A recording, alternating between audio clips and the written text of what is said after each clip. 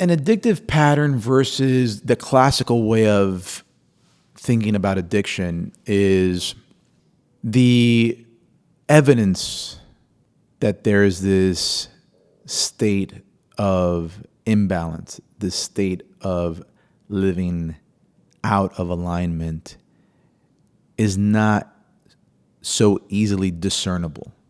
You can't really see it, right? If someone is hooked on heroin and they're shooting heroin every day, the likelihood that you will not be able to tell that the person is using on a daily basis is close to none, right? And most of us could identify if a person is incredibly intoxicated, right? These other forms of addictive patterns, these other forms of living outside of alignment, these other forms of living an imbalanced life, the pathologies associated with them, the symptoms associated with them, take a little more time to see, take a little more time to develop. They run its course. They can run its course for 5, 10, 15, 20 years.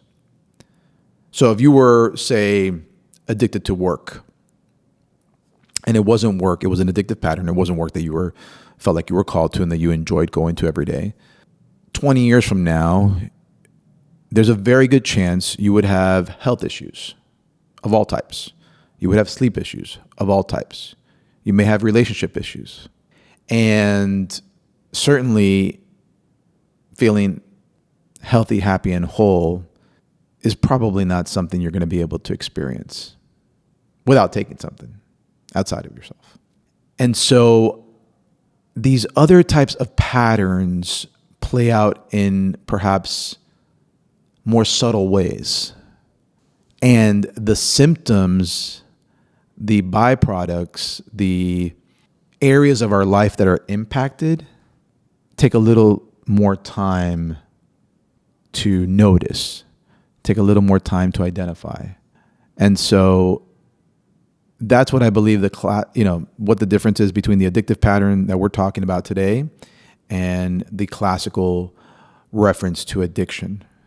So if I give you a checklist today on how to identify whether you have an addictive pattern in the making or fully working, fully controlling your life, is by asking yourself the following set of questions. Am I happy? Am I sleep deprived? Am I tired? Am I stressed out constantly?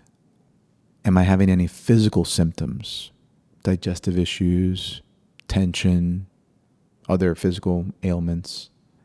Am I doing everything I can to try to control the future as opposed to planning and resting in my planning and resting in the uncertainty of the future? We all have uncertainty about the future. So it's just about how you handle and manage that uncertainty. Am I present enough?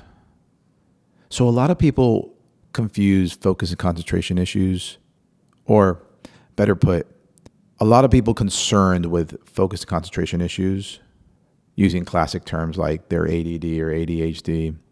What they really have is a life that's lived out of alignment and therefore prevents them from being present enough to process efficiently what they're taking on a daily basis. So it isn't so much that they have a real focus and concentration issue as it is that they have a presence issue. And their presence issue is rooted in the fact that they live a life that's out of alignment, right? So again, if you have a focus and concentration issue, if you have a sleep issue, if you have a fatigue issue, if you're experiencing different types of physical symptoms, from digestion to dizziness to nausea, you name it. There are all kinds of different ways stress can manifest in our bodies. If you feel like there's nothing you can do to feel happy, The only times you ever feel happy are if you're intoxicated or if you take something and you get that dopamine hit.